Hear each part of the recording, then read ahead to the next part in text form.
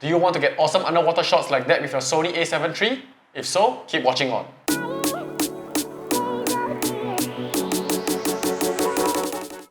Hey guys, what's up? My name is Bernard and welcome to my channel. In today's video, I'll be sharing with you my first impressions on the Seafrogs underwater housing for the Sony A7 III. If you would like to skip my precious opinion on the Seafrogs underwater housing and just get to the sample footage I shot by the pool, just skip to this part of the video. If not, let's carry on. First thing out of the box, I noticed that this thing is huge. I knew right away that storage and portability was going to be a problem.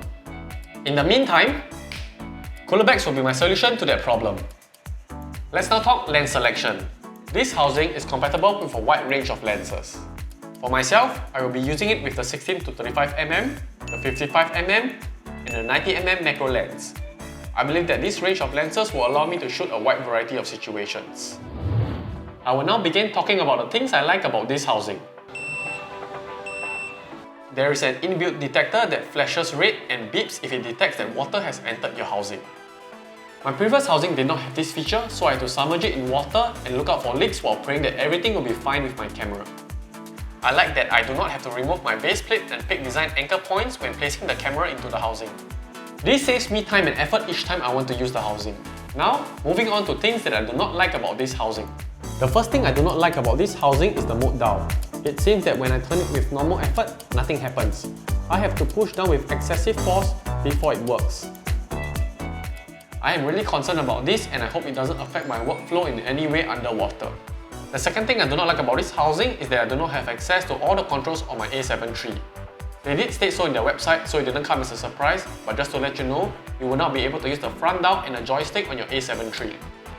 So that's enough rambling, it is now time to head to the pool for a quick test.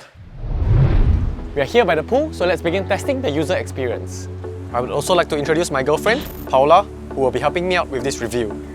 Now, I'll be putting together a quick cinematic sequence from the footage I just captured from this housing, so you can judge the image quality.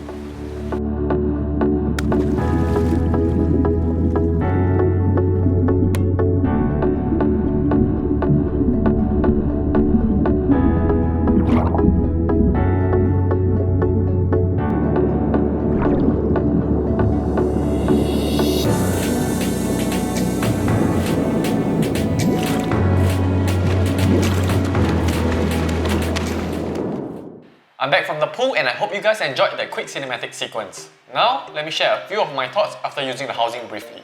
The first thing I wanted to test was the issue I had with the mode dial. I'm glad to say it wasn't much of a problem. It wasn't exactly easy switching between the modes, but at least it didn't cause much inconvenience. The second thing I would like to share is, you might want to use a camera tray as this housing is very buoyant.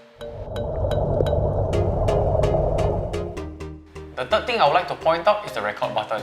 For some reason, it wasn't very responsive underwater. So do take note and make sure it has started recording after you have pressed the button. The last thing I would like to talk about is about the lens focal length.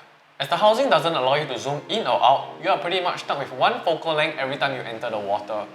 However, here is one way around it. The A7 III has a feature that allows you to toggle between full frame and APS-C mode. Assign this to a custom button. That way, when you toggle between full frame and APS-C, it gives you two focal ranges and you now have more to work with. Another way is to assign digital button to a zoom. That way, you get a little more reach than usual. Now it's time to conclude the video. I love this housing and I can't wait to use it during my dive trips. It is a good alternative budget housing as compared to the other options out there. I did not see any major performance issues during my testing.